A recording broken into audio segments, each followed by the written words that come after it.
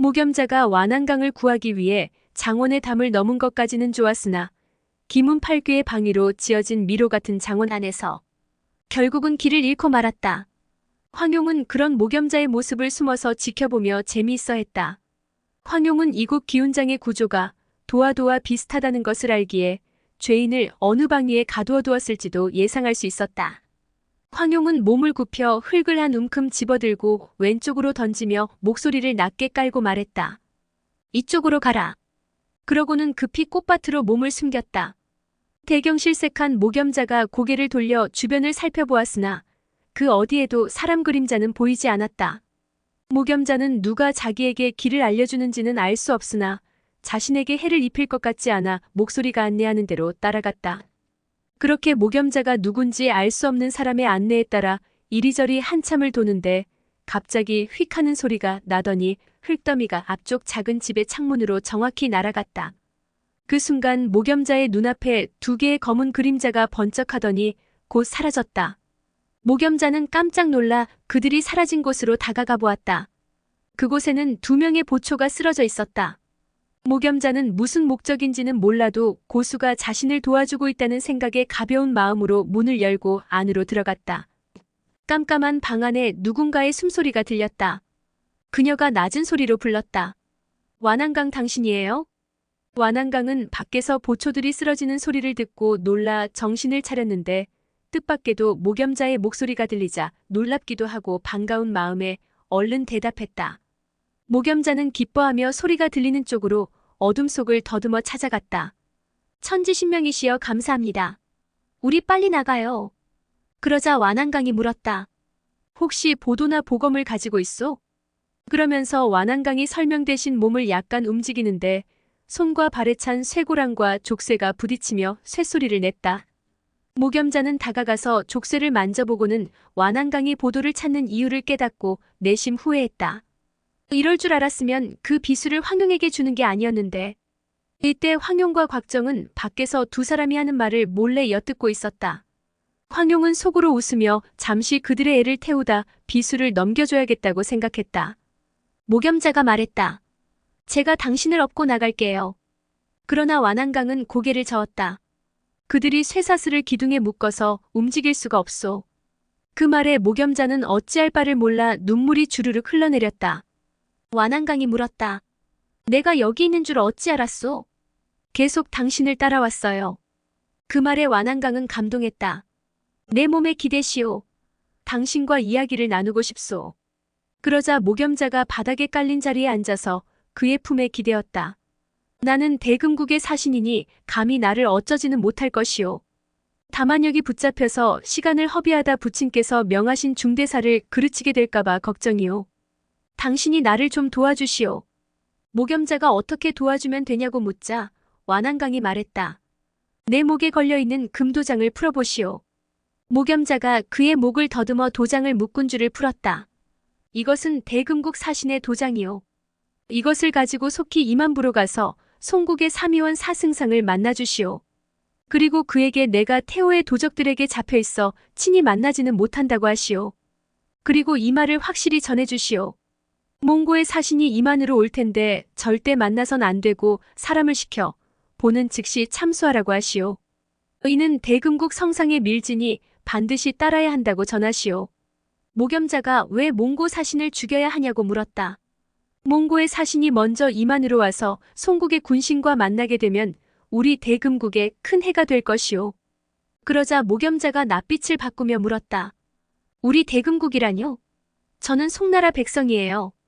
미안하지만 금나라를 돕는 일이라면 도와드릴 수 없어요. 그러자 완안강이 입가에 의미심장한 미소를 지으며 말했다.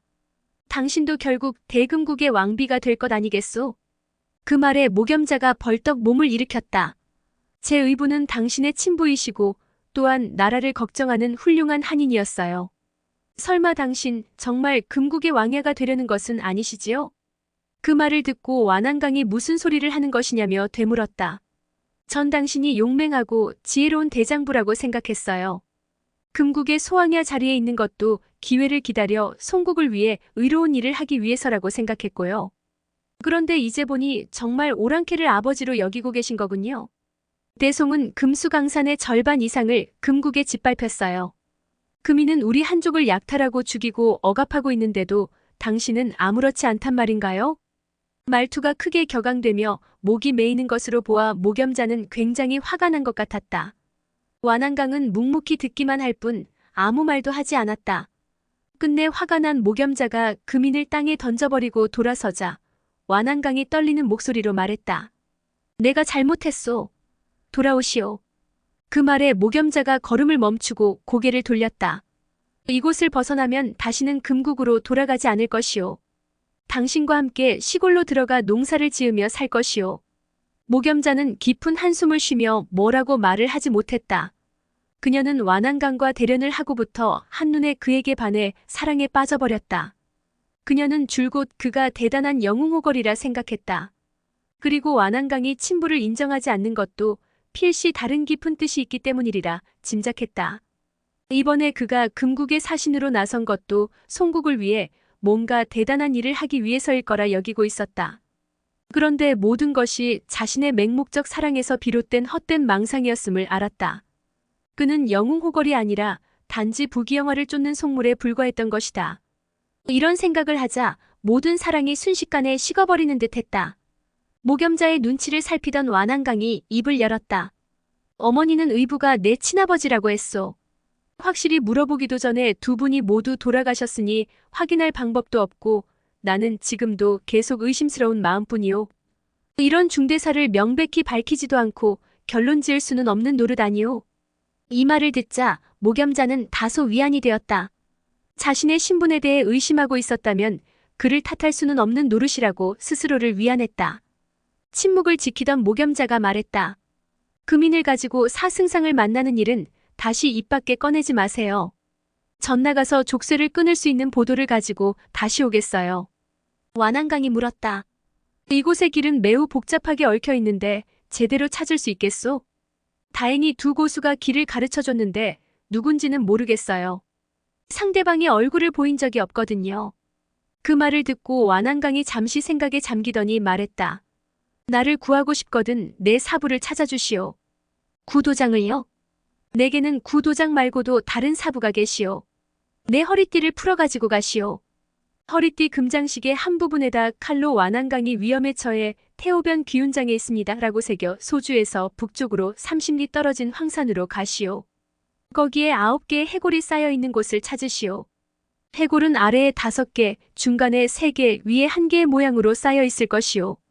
이 허리띠를 제일 위에 해골 위에 놓으시오.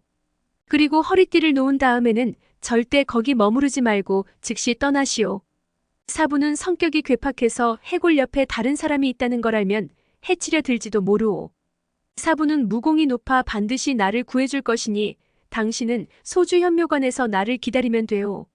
모겸자는 알겠다고 말하고는 완한강의 허리띠를 챙겨 밖으로 나갔다. 장원을 나갈 때도 황용이 몰래 길을 알려주어 모겸자는 무사히 장원의 외곽 담벼락을 넘어 귀운장을 벗어났다. 귀운장을 빠져나온 모겸자는 10여 리 정도 간 다음 큰 나무 아래서 잠깐 휴식을 취하고 날이 밝자 배를 타고 태로를 건너 소주로 갔다. 소주는 동남쪽의 번화한 도시로 매우 풍요로운 고장이었다. 모겸자는 으슥한 곳을 찾아 완한강이 부탁한 대로 허리띠에 글자를 새겨 넣었다. 그런 다음 그가 무사하기를 기원하며 허리띠를 자신의 몸에 둘렀다. 모겸자는 간단하게 끼니를 때우고 해가 서쪽으로 기울자 완한강이 일러준 대로 북쪽 외곽으로 그의 사부를 찾으러 갔다. 모겸자는 큰 길을 벗어나 산속 깊은 계곡으로 들어가 이리저리 길을 헤맸다. 해가 서산 너머로 기울고 멀리서 새들의 울음소리가 들려오자 자신도 모르게 기분이 으스스해졌다. 어느새 주위가 컴컴한 암흑으로 변했으나 완한강이 말한 해골더미는 어디에도 보이지 않았다. 어쩔 수 없이 모겸자는 부근에 인가를 찾아 하룻밤 신세를 지고 내일 아침에 다시 찾아보기로 하고 사방을 둘러보았다. 저 멀리 서쪽 산 근처에 집 한 채가 보였다. 그녀는 안도의 한숨을 쉬며 발걸음을 재촉했다. 가까이 가보니 그곳은 폐허가 된 사당이었다. 사당은 오랫동안 사람이 살고 있지 않은 듯했다. 모겸자는 싸온 음식으로 간단히 끼니를 해결하고 보따리를 베개 삼아 잠을 청했다. 이경이 넘은 시간 깊은 잠에 빠져있던 모겸자는 밖에서 이상한 소리가 들려 황급히 눈을 떴다. 얼른 문 쪽으로 달려가 밖을 살펴보니 하얀 달 아래 수천 마리의 청사가 꿈틀거렸고 비릿한 냄새가 문틈으로 스며들어와 구역질이 났다. 어찌할 바를 모르고 있는데 청사의 수가 점점 줄어들더니 갑자기 발소리가 들렸다. 3명의 흰옷을 입은 남자가 손에 긴 막대기를 들고 뱃무리 끝에 서 있었다. 그녀는 얼른 문 뒤로 숨고는 들킬까봐 감히 내다보지 못하고 숨을 죽였다. 발소리가 차츰 멀어져 가자 목염자는 조심스레 다시 내다보았다. 밖은 언제 그랬냐는 듯 뱃무리는 이미 사라지고 황량한 사냐는 고요하기만 했다. 목염자는 천천히 문을 열고 사방을 두리번거리며 방금 뱀이 지나간 길로 몇 걸음 가보았다. 그러나 흰옷의 남자들은 어디에도 보이지 않았다. 그제야 안도하며 돌아서려는데 멀리 바위 위에서 흰색의 무언가가 달빛에 어른거렸다. 목염자가 이상한 생각이 들어 가까이 다가가서 하얀 물체를 확인하는 순간 그녀는 짤막한 비명을 내질렀다. 해골이 가지런히 쌓여 있었던 것이다. 하루 종일 해골을 찾아 헤맸는데 그때는 보이지 않더니 깊은 밤이 되어서야 나타난 것이다. 목염자는 완한강의 허리띠를 풀어 해골 위에 놓고 그가 무사하기를 마음속으로 기도했다. 그때 갑자기 누군가 뒤에서 그녀의 어깨를 툭 쳤다. 대경실색한 그녀는 감히 그 자리에서는 고개를 돌리지 못하고 앞으로 몸을 날린 뒤 황급히 몸을 돌렸다. 그러나 몸을 돌리자마자 다시 뒤에서 누군가 어깨를 툭툭 쳤다. 그녀는 연달아 5번이나 몸을 돌렸으나 등 뒤에 있는 사람을 확인할 수 없었다. 목염자는 더 이상 몸을 돌리지 못하고 떨리는 목소리로 누구냐고 물었다. 그러자 등 뒤에 있는 사람이 바싹 다가오더니 그녀의 목에 코를 대고 냄새를 맡았다. 좋은 향기군. 내가 누군지 맞춰봐라. 목염자가 급히 몸을 돌려보니 유생복장을 하고 손에 부채를 든 사나이가 서 있었다. 바로 영경에서 자신의 의부를 죽음으로 몰아넣은 원수 구양극이었다. 그녀는 분노가 치밀었으나 자신이 적수가 안 된다는 것을 알고 바로 달아났다. 그러나 어느새 구양극은 목염자 앞에서 2팔을 벌리고 있었다. 목염자가 기겁을 하며 몇 번을 방향을 바꾸어 도망쳐봤지만 그럴 때마다 구양극이 그녀의 앞을 막아섰다. 구양극은 아연실색하는 그녀를 보고 재미있는지 더욱 득이양양했다. 구양극은 마치 고양이가 쥐를 잡았다 풀어주었다 하며 장난을 치듯 실컷 이 상황을 즐기려는 듯했다. 결국 화가 난 목염자가 칼을 뽑아 구양극을 향해 달려들었다. 그러나 구양극은 웃으며 몸을 옆으로 살짝 틀더니 오른손으로 그녀의 팔을 잡아 밖으로 꺾고 왼손으로 허리를 안았다. 목염자는 발버둥 쳤으나 벗어날 수가 없었다. 구양극이 경박하게 웃으며 말했다. 나를 지아비로 섬기면 무공도 전수해주고 네가 원하는 것은 뭐든 들어주마. 구양극은 목염자를 한 팔로 꼼짝 못하게 꼭 껴안고는 오른손으로 목염자의 얼굴이며 목덜미를 부드럽게 쓰다듬었다. 그러자 목염자는 소름이 끼쳐 어찌할 바를 모르다 그만 기절해버리고 말았다. 잠시 뒤 의식을 차렸을 때는 손발이 묶이고 입에 재갈이 물린 채 구양극 품에 안겨 있었다. 수치심과 분노를 느낀 목염자가 있는 힘껏 몸부림쳐봤지만 꼼짝도 하지 않았다. 그런데 이상하게도 자기를 한 팔에 안고 있는 구양극은 다른 곳을 보며 매우 긴장하고 있었다. 가만히 그의 좌우를 둘러보니 흰옷 입은 8명의 여자들이 손에 무기를 들고 앉아서 비장한 표정으로 흰 해골 더미를 응시하고 있었다. 그러다 고개를 돌려 구양극의 등 뒤를 본 목염자는 놀라서 혼이 달아나는 줄 알았다. 구양극의 몸 뒤에 헤아릴 수 없이 많은 청사가 혀를 날름거리며 달라붙어 있었던 것이다. 달빛 아래 수백 개의 붉은 혀가 날름거리며 요동치니 기절초풍할 일이었다.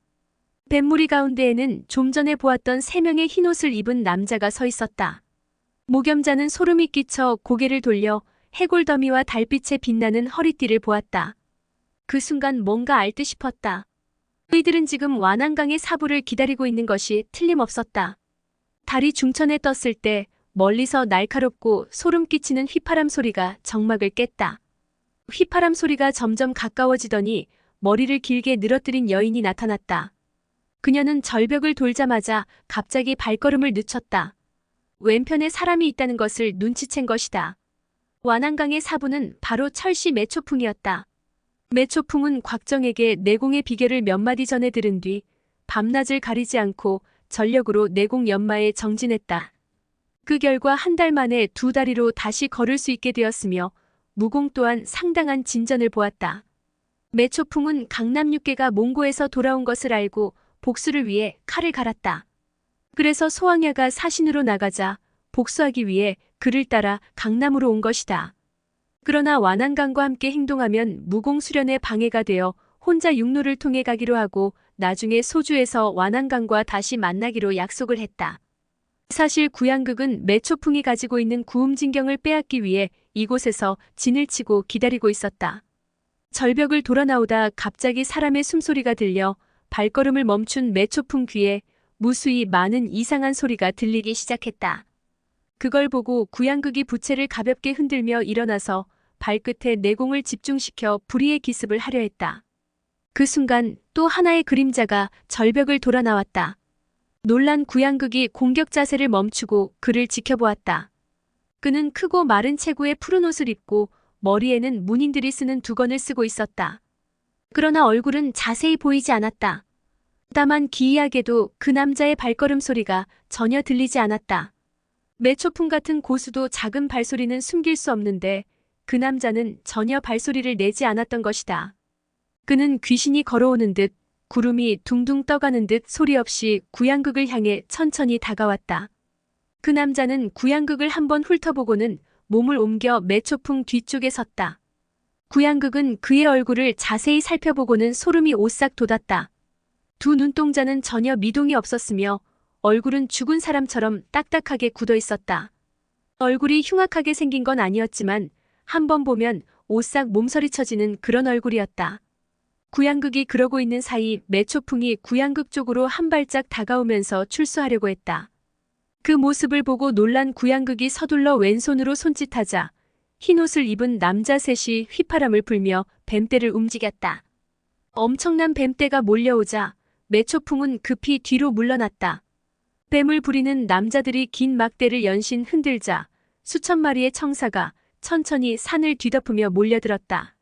모겸자가 바라보니 매초풍의 얼굴에 당황하는 빛이 역력했다.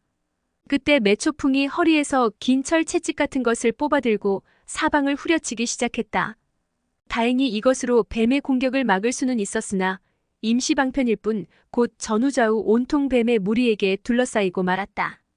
휘파람 소리에 따라 뱀떼는 물밀듯이 더욱 맹렬히 달려들다가 채찍 바람에 사방으로 튕겨나갔다.